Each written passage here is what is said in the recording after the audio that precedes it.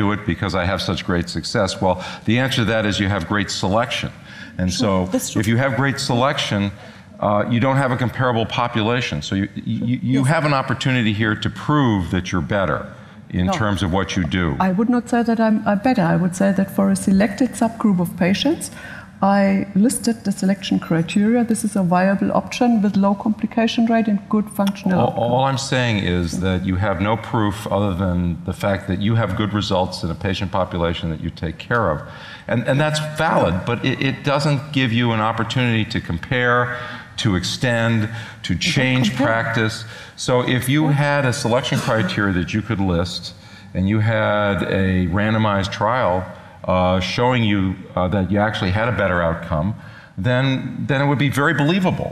And it would be transposable, and you could say, this is what we should do, but you can't extend this beyond your own experience, and you have no comparison to the patients that we would see in our own practice who have a T3 lesion. I'm not going to do that patient. I don't include them in my series. These are the kinds of things. For the future, you're right. And this is what you have to do. But being devil's advocate, if chemoradiotherapy is the standard of care, well, does changing the drugs and comparing one drug to another drug be an improvement of care in research, or should we go back and say on selected patients such as small T tumours, instead of radiating those patients, maybe we should operate on those and then have a randomized trial of those and function and longevity, etc. I mean, there's an opportunity in early oropharynx cancer to have a randomized trial and actually ask the question, which is the better functional outcome? How does the patient do? You know, let's have real selection criteria instead of, I'll include this one, I won't include that one, I'll treat this one, but you can have this guy who's 80 years old with coronary artery disease who failed the anesthesia test, and that's why they all die in the chemo-RT group, you know? So that's kind of the differences. I just want to point out that with regard to Ezra, that one of our colleagues, Dr. Ridge, pointed out that patients adapt greatly to their problems. So people adapt to having a dry mouth. They begin to do things to make it better, and they self-report improvements. But if you actually measure the differences, there are substantial differences. And so we have a big problem with self-reported symptoms versus the signs of differences. So if you ask somebody, do you eat dry bread or peanuts? The answer to that is no after radiation. But if you ask them if they feel good, if they can eat almost anything, they can say yes to that because they do. So that's an important series. Well, first off, I think the perception of patients is different maybe in Chicago than in New York, because most of our chemoradiation patients are not happy and they have a lot of side effects. And it's the rare patient who actually preserves his teeth over time rather than the average patient that's getting treated. The other phenomena that Nancy Lee is our radiation oncologist, and we talk quite a bit, and we find that patients don't complain to her about the radiation effects, and they don't complain to me about the surgical effects, but when the situation is flip-flopped, it's a very different perception and a very different reporting from that patient population. I don't think that, I look at the data that's presented from the organ preservation trials and the concomitant chemoradiation trials, and I don't think I see that in my practice. And we treat a lot of people with chemo-RT. I think there's a lot of problems. Take an example of the esophageal stricture. You never correct an esophageal stricture on the first pass. You may create that opening, and you may need to do 5, 10 passes, and over time, you'll be lucky to get half of them corrected, because the reason you have the stricture is there's scarring, and what you're doing when you're dilating it is you're tearing everything apart and you're causing more scarring. And you're hoping that it scars in a way that stays open. Even when it stays open, though, it's not a dynamic organ anymore. You need peristalsis to really get normal swallowing. And what you have is a fibrosed, stuck down, non-mobile esophagus. And you're not going to achieve, no matter what therapy you do, no matter how you approach these patients, you're not going to achieve diet that was there before all of this started. And they will modify their diet in different ways, and they will survive, but that doesn't mean that that is acceptable or that should be the standard that we hold ourselves to. I think the reality is, yes, we've made some advances with chemo-RT, but we've taken several steps back as well. I don't think that the laryngectomy patients have nearly the same swallowing difficulties or experience the same swallowing problems as the chemo-RT patients. They have other psychological sequelae from their treatment, and I'm not saying we should go back to laryngectomy, but at the same time, we have to appreciate that these patients are not well. And it may not be appreciable by the measures that we're using to detect this lack of, well-being in this patient population, but I'm not satisfied with chemo-RT, and I don't think anybody in this audience should be, and I think we should be looking for other measures to improve on what we're seeing. Totally agree. Totally agree. We're not satisfied with our results, and we want better outcomes for our patients. That's why we do clinical trials, and we do all of these assessments, and that's why we have great arguments about what the best way is to treat them.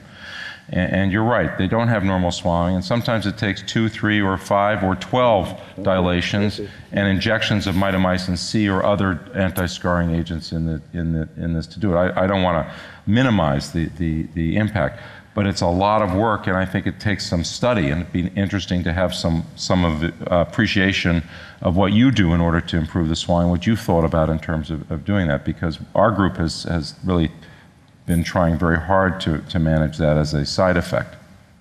Professor Olofsson? I will very much support what Bhuvanesh Singh said, because when you put in an indwelling tube, for example, if it's lying high up in a post-cricoid region, the patients tolerate it very badly.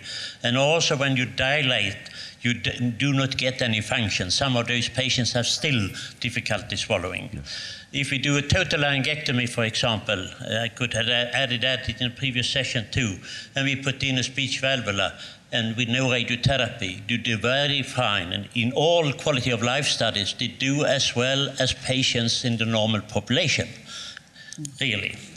Therefore, you can't say that do a laryngectomy and have a good quality of life. That is too much. I have not seen in my hands that you can convert a non-technical and non-operable patient to an operable one. Never, ever. You can do debulking surgery later on, but you can never go in after chemoradiotherapy, for example, and do I shouldn't dare to do it, especially for hypopharyngeal carcinomas. Dr. Forrester, sorry, Hildred, Dr. Glantz. That selection of patient is also an option, or is a demandable option, in order to treat our patients. And I think it's a first part of the intellectual work we do, that we select the patient and the host and the tumor. We select the treatment, which is, till now, the best for this patient. And you cannot deny that the results Petrambos showed are excellent, and you cannot deny it just only because she is experienced, but there are others who are experienced too. And you have to take into account that experienced medicine is as important as evidence-based medicine by randomized double-blinded trials, and that the patient himself, he is not choosing the randomized study, and the doctor was always doing this, because if you would go to a doctor, you wouldn't want to be randomized. I would like to go to a doctor who has experience in a certain method. He is well known for this, and the problem is that the surgery to learn is much more difficult, and that they are not as well distributed as the possibility to have irradiation with a dose like this, to put in this recipe a little bit more salt here or a little bit more salt there. This is not very, I have to apologize, it's a little bit too negative, but as I did for about more than 30 years now, chemotherapy, and I know coming up and coming down, and then we have the results, the scars, and these patients coming with swallowing, with airway obstruction, and all these problems. And this is just a thing, then it's better as Jan said, to have no larynx and to have a prosthesis and to have better results than 10 or 20% survival rate. And this with big problems. I think you have to take more options into consideration when you have to cope with the patient. And that's the same with oral cavity cancer.